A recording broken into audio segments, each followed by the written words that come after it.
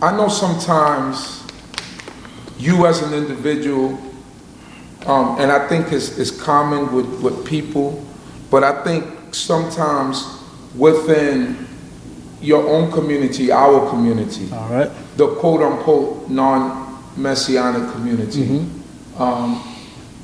you get a bad rap. right. People don't take to you too well. That's right.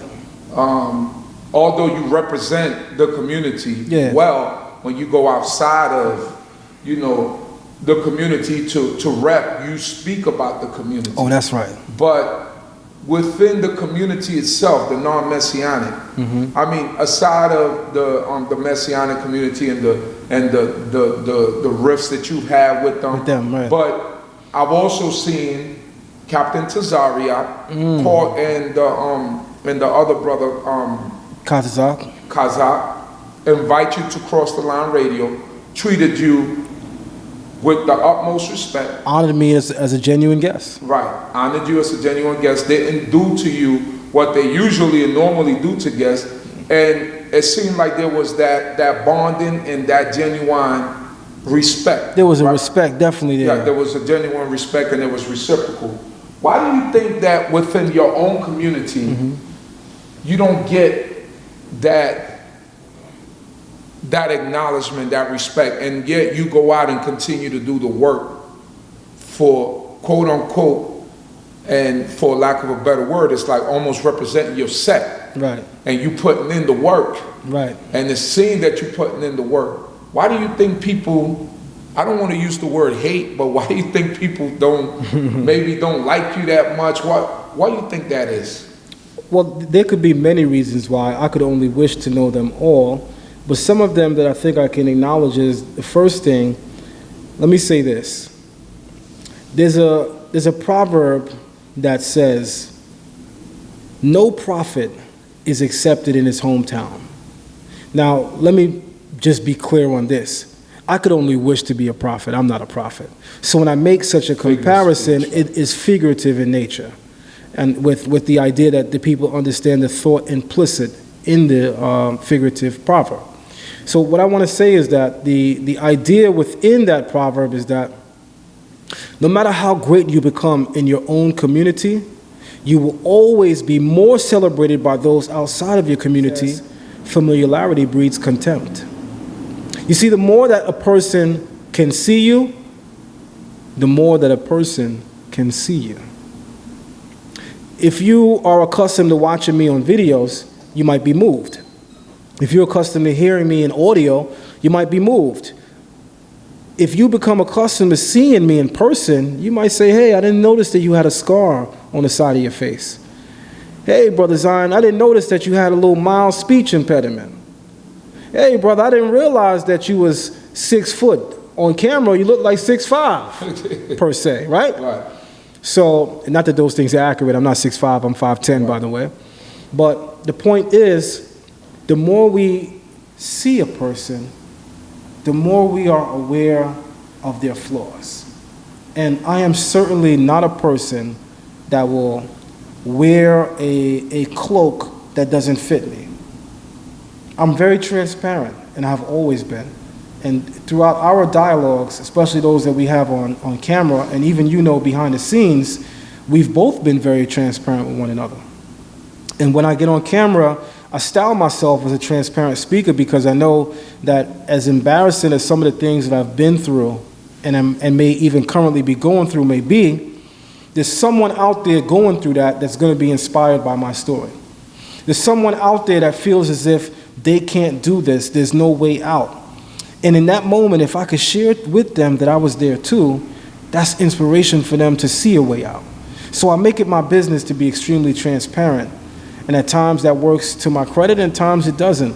So in all reality, I think that people who know me very well and have seen me and may have interfaced with me may love me, but may not necessarily like me per se.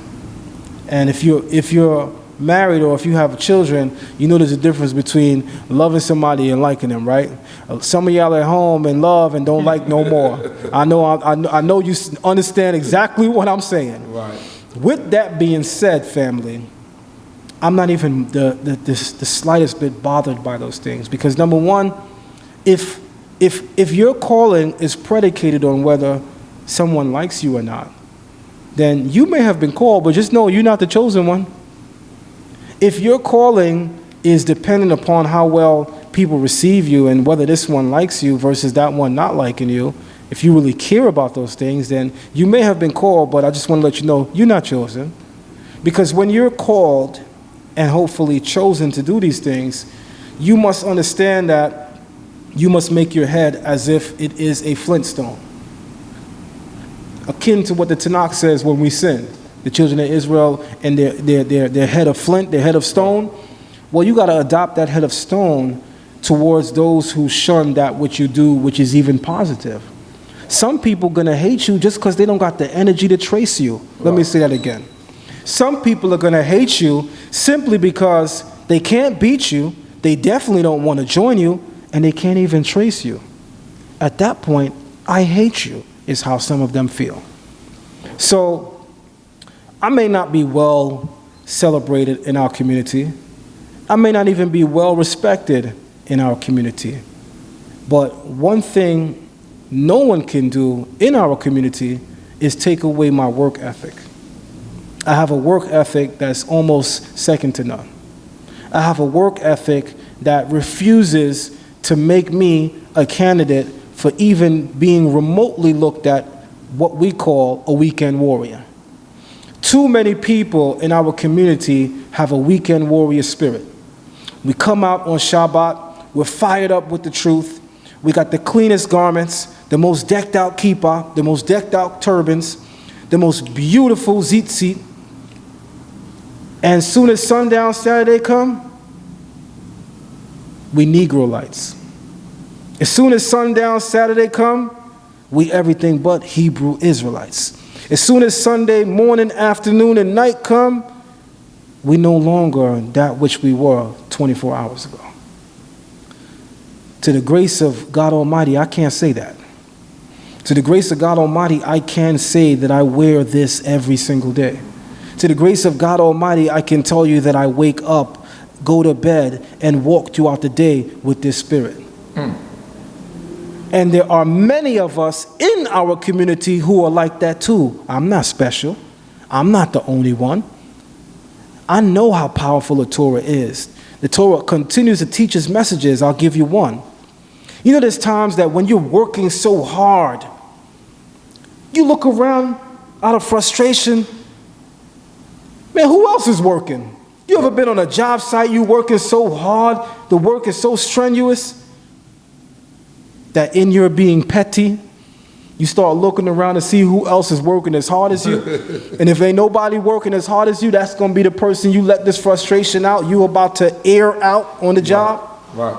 Well, we kind of do that too, right? But one of the things that we should be mindful of in relating these ideas, these moments, and these occurrences is that no matter how much we are disliked, no matter how much disdain people have developed for us, our work ethic cannot stop because of how people see us. Our vision must remain upon that which God Himself has shown us in the Torah and in the Tanakh. So to sum it all up, I'm well aware that I'm probably one of the most popularly unpopular people in the community. But I want to tell you this, that actually motivates me. And I'll stop there.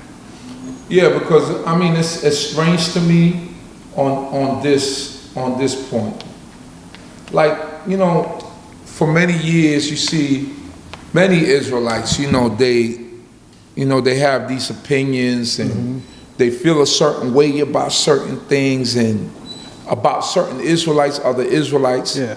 But as soon as the sun go down, they'll go hang out with their adulterous cousin That's right. with a friend that's an adulterer. But I think some of the criticism you get is because they say, oh, he's talking that strange stuff, right? Right. But those are just opinions. Just opinions. You study in a book, you're not saying, you don't worship false gods. Definitely don't worship. You know what I'm false saying? gods. I don't know you, I mean, I haven't known you to take other people's women. That's right. Or to do anything like that. Fact. Let's be audible on that. Fact. Right. So Yes. I don't get that. I don't get that with us as a people, that we could just dislike someone because you might not like, maybe I was there at one point, but I know now if I was there, I don't feel that way. Right. That I'm going to dislike someone because they simply have a different opinion than me Right. when we still worship the same We God. worship the same God. Like we're always gonna have differences of opinions. We come from a nation of 12 tribes. Right. No tribe flew the same banner. Even the culture within each tribe is slightly different from the Right. tribe that precedes or follows. Right. The very fact that you got a soul should make you different than somebody. You should have a different opinion. Right. The Creator made me, Avdiel. He made you, Chief Uzael. Right. By virtue of that fact alone, we should have differences. We different. We're different. But our differences should never cause hate. Our differences should never inspire hate for one another. Because I read somewhere in the Torah, you should not hate your brother in your heart. I also read somewhere in your Torah that you should not stand aside while your brother's being shed, while your brother's blood is being shed. The blood of your brother. Right. To which I add to that, and some of y'all gonna say, there he go on camera, he added to the commandments and he told y'all, I'm gonna let them have their moment. To which I will add to that, what you can gather from the commandment, you should not stand aside while your brother's blood is being shed. What you can gather from that is, if I can't stand idle while my brother's blood is being shed, meaning I must intervene and help my brother, then I certainly can't hand the enemy the knife to take down my brother. Great point. And that's what's happening in the Israelite community right now. And I've seen that. You don't got the heart or courage to take me down, so you hand a foreigner the knife, or you hand a brother who got courage to do it. And what's important, I remember one time before you and Jabari, you went to Jabari's house, and he was speaking to you about this same exact thing. He said, somebody sent me something. Yeah. And he said, I'm not going to use that. Right. So when you do that and you're from the same community, right, you're handing the knife, the opponent looks at you as non-trustworthy. That's right. And they don't even realize that. Yeah, the opponent doesn't respect you. They don't even realize that. Yeah, they don't respect you. So, since you say... before you close on that, I'll give an example of that. I was watching a mafia, Italian New York mafia-based movie. Right. In the movie, there was a hit made in-house. Okay. And the hit was made in order to get the attention of a bigger boss. Right. So someone from a particular crime family took out someone from their own family in order to come into the grace of another boss who was at rival with that family. Right. So after the hit, he comes and he meets that boss, and he tells the boss, hey, I took out my boss for you. Right. And the boss says, oh, thank you. And then looks at his assistant and gives the head nod, and his assistant blows that guy's brains out. Why did the big boss do that? You can't be trusted. You just took out your own. Of what use are you to me?